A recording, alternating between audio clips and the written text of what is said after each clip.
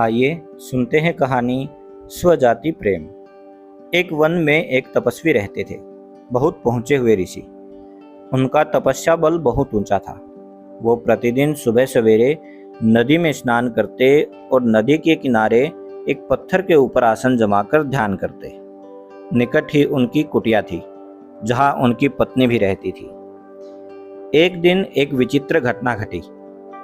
अपना ध्यान समाप्त करने के बाद ईश्वर को प्रणाम करके उन्होंने अपने हाथ खोले ही थे कि उनके हाथों में एक नन्ही सी चूहिया आ गिरी। वास्तव में आकाश में एक चील पंजों में उस चूहिया को दबाए उड़ी जा रही थी और संयोगवश चूहिया चील के पंजों से छूटकर नीचे गिर पड़ी। ऋषि ने मौत के भय से थर थर कांपती चूहिया को देखा। ऋषि और उनकी पत्नी के कोई संतान थी नहीं। कई बार पत्नी की संतान की इच्छा व्यक्त कर चुकी थी। ऋषि पत्नी को दिलासा देते रहते थे। ऋषि को पता था कि उनकी पत्नी के भाग्य में अपनी कोख से संतान को जन्म देकर मां बनने का सुख नहीं लिखा है। किस्मत का लिखा तो बदला नहीं जा सकता, परंतु अपने मुंह से यह सच्चाई बताकर वे पत्नी का दिल नहीं दुखाना चाहते थे।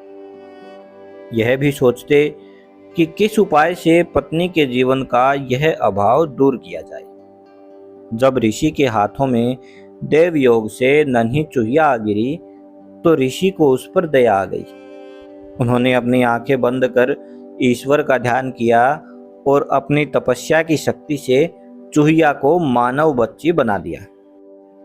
वो उस बच्ची को हाथों में उठाए घर पहुंचे और अपनी पत्नी से बोले, सुभागे, तुम सदा संतान की कामना किया करती थी। समझ लो कि ईश्वर ने तुम्हारी प्रार्थना सुन ली और यह बच्ची भेज दी। इसे अपनी पुत्री समझकर इसका लालन पालन करो। ऋषि पत्नी बच्ची को देखकर बहुत प्रसन्न हुई। बच्ची को अपने हाथों में लेकर चूमने लगी। कितनी प्यारी बच्ची है, मेरी बच्ची ही तो है, इसे मैं पुत्री की तरह पालूंगी। इस प्रकार वह चूहिया मानव बच्ची बनकर ऋषि के परिवार में पलने लगी। ऋषि पत्नी सच्ची मां की भांति ही उसकी देखभाल करने लगी। उसने बच्ची का नाम रखा कांता। ऋषि भी कांता से पितावत स्नेह करने लगे।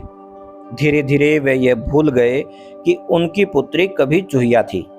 मां तो बच्ची के प्यार में खो गई। वह दिन रात उसे खिलाने और उससे खेलने में लगी रहती।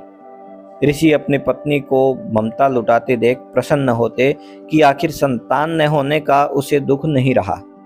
ऋषि ने भी स्वयं उचित समय आने पर कांता को शिक्षा दी और सारी ज्ञान विज्ञान की बातें सिखाई। समय पंख लगाकर उड़ने लगा। देखते ही देखते माँ का प्रेम तथा पिता का स्नेह व शिक्षा प्राप्त करती कांता बढ़ते बढ़ते 16 वर्ष की सुंदर, सुशील और योग्य युवती बन गई। माता को बेटी के विवाह की चिंता सताने लगी। एक दिन उसने ऋषि से कहा, सुनिए, अब हमारी कांता विवाह योग्य हो गई है। अब हमें उसके लिए किसी योग्य वर की खोज करनी चाहिए। ऋषि को लगा कि उनकी पत्नी ठीक कह रही है। उन्होंने पत्नी से कहा, मैं हमारी बिटिया के लिए अच्छे से अच्छा वर ढूंढ निकालूंगा। ऋषि ने अपने तपोबल से सूर्य देव का आवाहन किया। सूर्य ऋषि के सामने प्रकट हुए और बोले, प्रणाम मुनिश्रेष्ठ, कहिए आपने मुझे क्यों स्मरण किया, क्या आज्ञा है। ऋषि ने कांता की ओर इशारा करके कहा, यह मेरी बेटी है, सुशील और सर्वगुण संपन्न। मैं चाहता हूं कि आप इससे विवाह कर लें। सूर्यदेव को देखकर कांता बोली, पिताश्री, यह बहुत गर्म है, मेरी तो आंखें चुंधिया रही हैं। मैं इनसे विवाह कैसे करूं? न कभी इनके निकट जा पाऊंगी न देख पाऊंगी। ऋषि ने कांता की पीठ थपथपाई और बोले, ठीक है बेटी, दूसरे और श्रेष्ठ वर को देखते हैं। सूर्यदेव बोले, ऋषिवर, बादल मुझसे श्रेष्ठ है, वह मुझे भी ढक लेता है, उससे बात कीजिए। ऋषि के बुलाने पर बादल गरजते लरजते और बिजलियां चमकाते प्रकट हुए। बादल को देखते ही कांता ने विरोध किया, पिताश्री, यह तो बहुत काले रंग का है, मेरा रंग गोरा है, हमारी जोड़ी नहीं जमेगी। ऋषि ने बादल से पूछा, तुम्हें बताओ कि तुमसे श्रेष्ठ कौन है। बादल ने उत्तर दिया, पवन, वह मुझे भी उड़ाकर ले जाता है। मैं तो उसी के इशारे पर चलता रहता हूँ। ऋषि ने पवन का आवाहन किया। पवन देव प्रकट हुए तो ऋषि ने कांता से ही पूछा, पुत्री, तुम्हें यह वर पसंद है? कांता ने अपना सिर हिलाया, नहीं पिताश्री, यह बहुत चंचल है, एक जगह टिकेगा ही नहीं, इसके साथ गृहस्थी कैसे जमेगी? ऋषि की पत्नी भी बोली, हम अपनी बेटी पवन देव को नहीं देंगे। दामाद कम से कम ऐसा तो होना चाहिए जिसे हम अपनी आंखों से देख सकें। ऋषि ने पवन देव से पूछा, आप ही बताएं देव कि आपसे श्रेष्ठ कौन है?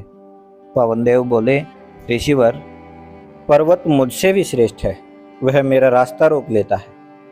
ऋषि के बुलावे पर पर्वतराज प्रकट हुए और बोले, ऋषिवर, आपने मुझे क्यों याद किया? ऋषि ने सारी बातें बताई। पर्वतराज ने कहा, पूछ लीजिए कि आपकी कन्या को मैं पसंद हूं क्या? कांता बोली, ओह, यह तो पत्थर ही पत्थर है, इसका दिल भी पत्थर का होगा। ऋषि ने पर्वतराज से उनसे भी श्रेष्ठ वर बताने को कहा तो पर्वतराज बोले, चूहा मुझसे भी श्रेष्ठ है, वह मुझे भी छेद कर बिल बनाकर उसमें रहता है। पर्वतराज के ऐसा कहते ही एक चूहा उनके कानों से निकलकर सामने आ कूदा। चूहे को देखते ही कांता खुशी से उछल पड़ी, पिताजी, पिताजी, मुझे यह चूहा बहुत पसंद है, मेरा विवाह इसी से कर दीजिए, मुझे इसके कान और पूंछ बहुत प्यारे लग रहे हैं। ऋषि ने मंत्र बल से एक चूहिया को तो मानव बना दिया था, पर उसका दिल तो चूहिया का ही रहा। ऋषि ने कांता को फिर चूहिया बनाकर उसका विवाह चूहे से कर दिया और दोनों को विदा किया।